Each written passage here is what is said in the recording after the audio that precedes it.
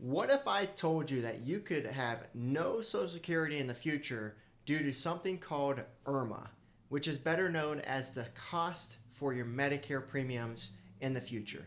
Today, we're going to discuss the impact of your IRMA premiums over time and why this is a big concern for many retirees.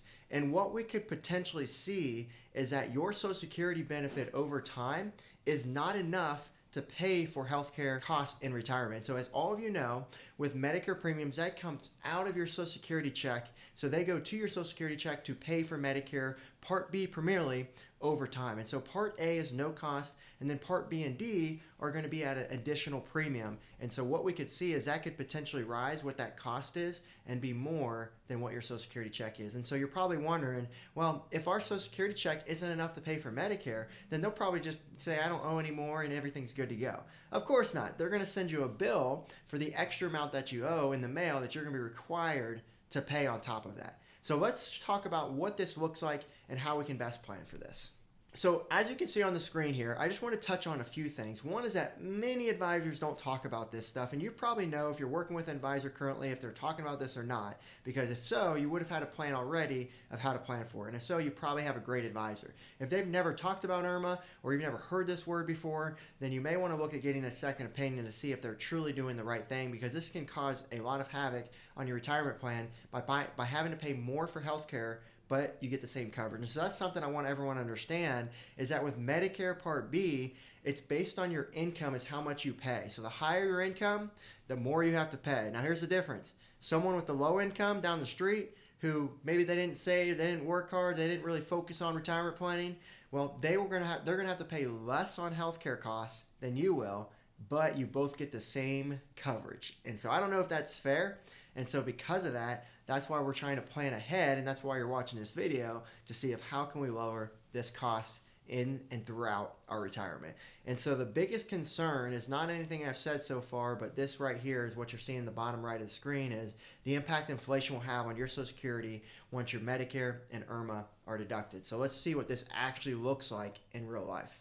And so as you see on my screen, here are the inflation rates for certain things over time. And so as you can see, the CPI-U, it's been about 3.27% historically. The Social Security cost of living adjustments only been 2.4%. So you've probably seen and heard that Social Security is not keeping up with inflation, and that is absolutely true. And what I would expect is going to be true moving forward. And the reason why is because Social Security is in trouble right now.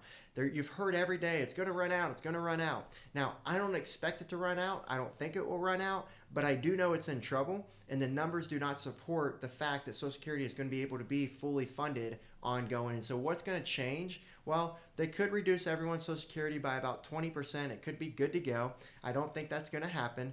But something they've done recently, and what I expect to, is they're not going to give cost of living adjustments that match what the true inflation cost is. When you go to the store, you're going to see that the potatoes and the milk cost more than what your Social Security benefit is keeping up with. And so that's just something we have to understand. It has to be a reality because we have so many people in the system right now. So understand, Social Security started in 1935. It was not meant to do what it's doing today.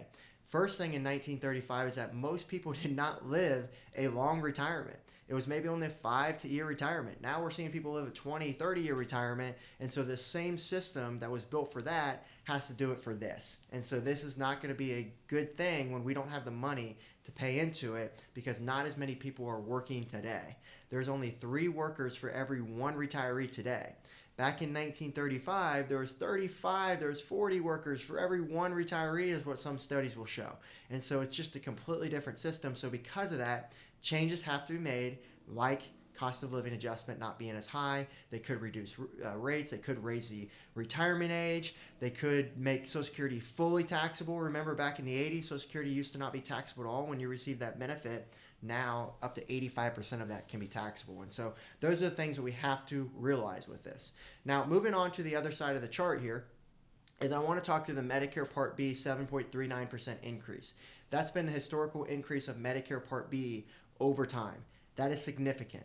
That is double what the CPI has been, and they're expecting it to be at 6.17% moving forward of what that projected inflation rate is. So the question I always ask people is, do you think healthcare costs will be higher or lower in the future? Well, obviously, as you can see, it's going to be higher, and the reason why is because we have such a need for it. And when there's a high demand, what happens to cost? It has to go up. And so that's what we're seeing here that we need to plan for. And so what does this actually mean? Well, let me go back to what I said at the beginning of the video when I talked through the fact that our Social Security may not be able to outpace the cost of Medicare. So let me just show you an example here of what I'm talking about. So if you look at this chart here, you are going to see that this little gray line here, that's going to be the Social Security income. So let's say you get about $3,000 a month right now in 2023. Well, over time, that is going to go up because of that cost of living adjustment of about 2.4%. But the problem is by the time this year comes around, you're only up to about $5,000, maybe $4,500 at that time. So yes, it has increased, and that's great. But look at what the cost of Medicare could be moving forward. And so the cost of Medicare for someone or a joint couple could be here, just under $1,000, depending on which tier you hit.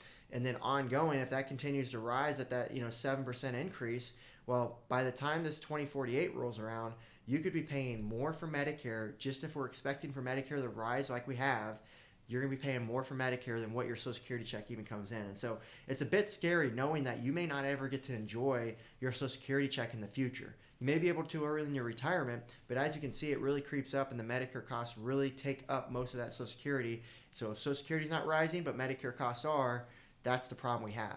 And so what do we have to do to plan for this is, well, we need to keep our Medicare costs low. They don't have to be $1,000 a month right now. Right now, it's only about $175 a month is what it would cost at the lowest tier per individual. And so if we can keep it that low, then we're going to have less of a concern when it comes to this. Now, Medicare premiums will always go up no matter which tier you're in, is my opinion, but the goal is for you to not creep up where you're paying double or triple the amount for Medicare costs than what you really need to. And so those are the things that we want to be aware of. So the key in retirement, as we always tell people, is we need to find ways to lower our income, because a higher income in retirement not only affects us from paying a higher federal income tax, a higher state tax, a higher Social Security tax, a higher Medicare premium, higher capital gains rate, and so all this snowballs in place together, and that's why we need a tax plan to make sure we're in the right place. And so if that's you and you're saying, I need a tax plan, I'm looking for further help, well, the good news is then you find the right channel, the right video for you. And so go ahead and subscribe to our channel, go ahead and like this video, and go back and look at other tax planning videos that we've done to help make sure that Medicare premium increase is not going to be a concern for you as you plan your retirement. So thanks for joining us here today, and we'll see you on the next video. Hope you enjoyed the video today. As an avid viewer of this YouTube channel, we would like to offer you a free copy of our new book that just came out called I Hate Taxes. So if you would like a free copy of this, then go ahead in the description below. You'll be able to click on a link to get that free copy of this new book, I Hate Taxes.